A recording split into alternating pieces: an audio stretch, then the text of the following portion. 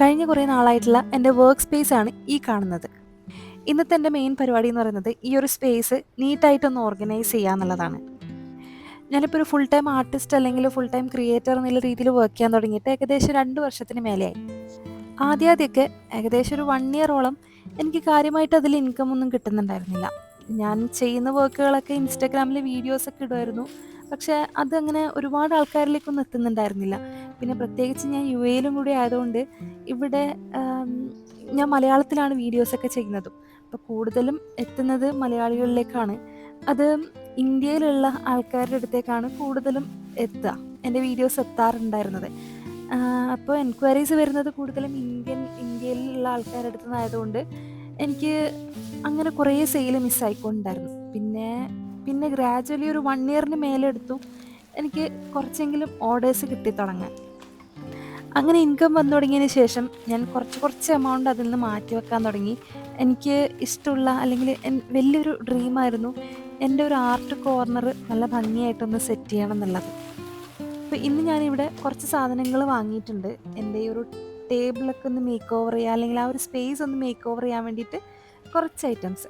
അതൊക്കെ ഞാൻ ഇതുപോലെ ഇങ്ങനെ സേവ് ചെയ്ത് വെച്ച എമൗണ്ടൊക്കെ യൂസ് ചെയ്തിട്ടാണ് ഈ സാധനങ്ങളൊക്കെ ഞാൻ വാങ്ങിയിട്ടുള്ളത്. അപ്പോൾ അതിൽ തന്നെ ഞാൻ ഭയങ്കര പ്രൗഡാണ്.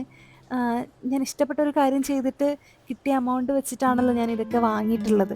അപ്പോൾ അതുകൊണ്ട് എനിക്ക് ഇതെല്ലാം സെറ്റ് ചെയ്യുമ്പോഴൊക്കെ ഞാൻ ഭയങ്കര സന്തോഷത്തിലാണ് ഇതൊക്കെ ചെയ്യുന്നതും. ഈ പെഗ് ബോർഡ് അത്യാവശ്യം പ്രൈസ് ഉള്ളൊരു സംഭവമാണ്. ഇത് ഒരു പീസൊന്നും വെച്ചാലൊന്നും എവിടെയും മതിയാവില്ല. അത് അത്രയും ആ ഒരു ചെറിയ പീസിന് തന്നെ നല്ലൊരു എമൗണ്ട് വരുന്നുണ്ട്. ഇതെനിക്ക് എന്തായാലും വേണം എന്നുള്ളൊരു ആഗ്രഹം ഉണ്ടായിരുന്നു. കാരണം കുറേ ക്രിയേറ്റേഴ്സിൻ്റെ അടുത്ത് ഈ ഒരു സംഭവം സെറ്റ് ചെയ്തിട്ട് കണ്ടപ്പം, അല്ലെങ്കിൽ പിൻട്രസ്റ്റിൽ നമ്മൾ റെഫറൻസ് നോക്കുന്ന സമയത്തായാലും ഈ ഒരു പെഗ് ബോർഡ് റെഫറൻസ് പിക്ചേഴ്സിൽ എല്ലാത്തിലും ഏകദേശം കാണും. അപ്പം ഞാൻ കുറേ ആയിട്ട് വിചാരിക്കുകയാണ് ഇതെനിക്ക് എന്തായാലും വാങ്ങണം എന്നുള്ളത്. അതിൻ്റെ എമൗണ്ട് എനിക്ക് അഫോർഡ് ചെയ്യാൻ പറ്റിയപ്പോൾ ഞാനതങ്ങ് വാങ്ങി. ഞാൻ വാങ്ങിയ പെഗ് ബോർഡിൻ്റെ കൂടെ ആക്സസറീസ് ഒന്നും അങ്ങനെ ഉണ്ടായിരുന്നില്ല. ഇതൊക്കെ ഞാൻ സെപ്പറേറ്റ് വാങ്ങിയതാണ്. ആ പെഗ് ബോർഡ് നിറയെ ഇങ്ങനെ പെയിൻറ്റ് ട്യൂബ്സ് ഹാങ് ചെയ്തിടണം എന്നുള്ളതാണ് എൻ്റെ ഒരു ആഗ്രഹം. ഈ ഒരു സ്റ്റോറേജ് റാക്കും ഞാൻ സെപ്പറേറ്റ് വാങ്ങിയതാണ്. പക്ഷേ ഇത് ഞാൻ വാങ്ങിയ പെഗ് ബോർഡിന് സെറ്റ് ആവുന്നതല്ലായിരുന്നു. അതിൻ്റെ ഹുക്ക് അതിൽ കൊളുത്താൻ പറ്റാത്ത ടൈപ്പ് ഹുക്കായിരുന്നു. അപ്പോൾ അതുകൊണ്ട് അത് വേസ്റ്റായിപ്പോയി. ഇനി ഹുക്സിലൊക്കെ തൂക്കിയിടാനുള്ള പെയിൻറ്റ് ട്യൂബുകൾ, അതിനെപ്പറ്റി പറയുകയാണെങ്കിൽ ഞാൻ ആക്ച്വലി എല്ലാ മാസവും ഓരോ തവണ ആർട്ട് സ്റ്റോറിൽ പോകുന്ന സമയത്തും ഒരു 2-3 പെയിൻറ്റ് ട്യൂബ്സ് വെച്ചിട്ടെങ്കിലും വാങ്ങിക്കണം അതിനുള്ളൊരു എമൗണ്ട് ഞാൻ മാറ്റി വെക്കും. അങ്ങനെ കൂട്ടി വെച്ച് വാങ്ങി കൂട്ടിയ പെയിൻറ്റ് ട്യൂബ്സാണ് ഇതിലൊക്കെ ഹാങ് ചെയ്തിടുന്നത്. അത്രയും പെയിൻറ്റ് ട്യൂബുകളൊക്കെയും എൻ്റെ കളക്ഷനിൽ കൊണ്ടുവരാൻ കുറേ നാളെടുത്തു. കസ്റ്റമർ ഓർഡേഴ്സൊക്കെ ചെയ്യാനായിട്ട് ഞാൻ കൂടുതലും ക്യാമൽ ബ്രാൻഡിൻ്റെ പെയിൻറ്റും പിന്നെ മോൺട്ട്മാർട്ട് എന്ന് പറഞ്ഞൊരു ബ്രാൻഡിൻ്റെ പെയിൻറ്റുമാണ് യൂസ് ചെയ്യുന്നത്. എനിക്കിതിൻ്റെ ടേബിളൊക്കെ വൈറ്റ് കളറിൽ സെറ്റ് ചെയ്ത് കാണണം എന്നൊരാഗ്രഹം ഉണ്ടായിരുന്നു. ഈ ടേബിൾ വാങ്ങിക്കുന്ന സമയത്ത് ഇതിൻ്റെ വൈറ്റ് കളർ അവൈലബിൾ ആയിട്ടുണ്ടായിരുന്നില്ല. അപ്പോൾ അതുകൊണ്ട് ഞാൻ ഈ ഒരു കളറാണ് വാങ്ങിയിട്ടുള്ളത്. പക്ഷേ ഇത് വീഡിയോ എടുക്കുമ്പോഴൊന്നും അത്ര ഒരു ഭംഗിയിൽ കാണുന്നില്ല. അപ്പോൾ അതുകൊണ്ട് എനിക്ക് തോന്നി ഒരു വൈറ്റ് കളർ വാൾപേപ്പർ വാങ്ങിച്ചിട്ട് അത് സ്റ്റിക്ക് ചെയ്ത് കൊടുത്താൽ നന്നായിരിക്കും തോന്നി. ഇനിയിപ്പോൾ വർക്ക് ചെയ്യുന്ന സമയത്ത് പെയിൻറ്റ് എന്തെങ്കിലും വീണ് മോശമായി പോയാലും ഈ വാൾപേപ്പർ അങ്ങ് റിമൂവ് ചെയ്ത് കളഞ്ഞാലും മതി. ഈ 2 വർഷത്തിനിടയിലാണ് ഞാൻ ഇങ്ങനെ പൈസ മുടക്കിയിട്ട് ആർട്ട് സപ്ലൈസ് വാങ്ങിച്ചു തുടങ്ങിയതും ഈ ഒരു ആർട്ട് കോർണറിലേക്ക് വേണ്ടിയിട്ടുള്ള കുറേ സാധനങ്ങൾ ഇങ്ങനെ വാങ്ങിക്കൂട്ടുന്നതും. മുന്നേ 9 to 5 ജോബായിരുന്ന സമയത്ത് ഈ ആർട്ടിന് വേണ്ടിയൊന്നും സമയം കണ്ടെത്താൻ പറ്റുന്നുണ്ടായിരുന്നില്ല. അപ്പോൾ അതുകൊണ്ട് തന്നെ കുറേ സാധനങ്ങൾ ഇങ്ങനെ വാങ്ങിക്കൂട്ടി വെറുതെ പൈസ വേസ്റ്റാക്കാന്നല്ലാണ്ട് ഒരു കാര്യം ഉണ്ടായിരുന്നില്ല. ഇപ്പം എനിക്ക് ഓരോ സാധനങ്ങൾ വാങ്ങിക്കുമ്പോൾ ഭയങ്കര സന്തോഷമാണ്. എനിക്ക് അതിനുവേണ്ടി പൈസ മുടക്കാനും വലിയ മടിയുമില്ല. കാരണം ഇതെനിക്ക് യൂസ് ചെയ്യാമല്ലോ.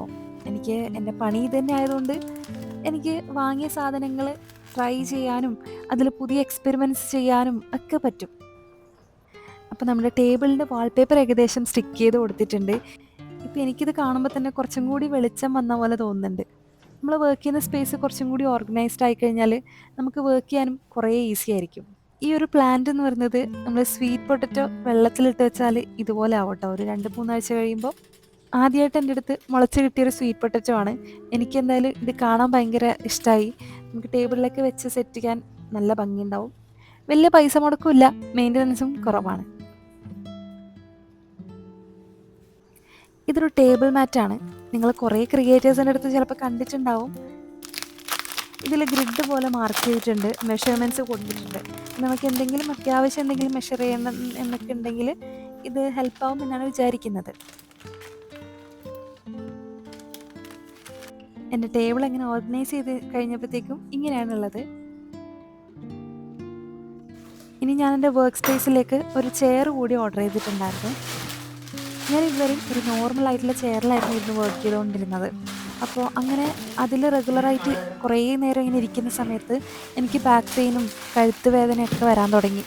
അപ്പം ഞാൻ എന്തായാലും ഒരു നല്ല ചെയറിൽ ഇൻവെസ്റ്റ് ചെയ്യാമെന്ന് വിചാരിച്ചിട്ട് അങ്ങനെ ഫാൻ ഹോമിലാണ് പോയി നോക്കിയിട്ടുണ്ടായിരുന്നത്. അതിൻ്റെ വ്ളോഗ് ഞാൻ ഓൾറെഡി ചെയ്തിട്ടുണ്ടായിരുന്നു, ഇത് പോയി വാങ്ങിക്കുന്നതൊക്കെ. ഇത് നമ്മളവിടെ പോയി ഓർഡർ ചെയ്തതിന് ശേഷം അവർ കുറച്ച് നാൾ കഴിഞ്ഞിട്ടാണ് നമുക്ക് ഡെലിവറി ചെയ്യുക. ആ ഡെലിവറി ചെയ്യുന്ന സമയത്ത് തന്നെ അവർ കംപ്ലീറ്റ് അസംബിൾ ചെയ്തിട്ടും തരും. ഈ ഒരു ചെയറാണ് ഞാൻ യൂസ് ചെയ്തുകൊണ്ടിരുന്നത്. എനിക്ക് ബാക്ക് പെയിനൊക്കെ വരുന്നത് കൊണ്ട് ഞാൻ അത്യാവശ്യം കട്ടിയുള്ളൊരു പുതപ്പൊക്കെ വെച്ചിട്ടാണ് അത് അഡ്ജസ്റ്റ് ചെയ്തുകൊണ്ടിരുന്നത്. ഇനിയിപ്പോൾ ഇത് മാറ്റിയിട്ട് നമുക്ക് നല്ലൊരു ചെയർ തന്നെ അവിടത്തേക്ക് സെറ്റ് ചെയ്യാം. അപ്പോൾ ഇത്രയൊക്കെയാണ് ഇന്നത്തെ വീഡിയോയിൽ. വീഡിയോസ് ഇഷ്ടമാവുകയാണെങ്കിൽ ചാനൽ സബ്സ്ക്രൈബ് ചെയ്യാൻ മറക്കരുത്.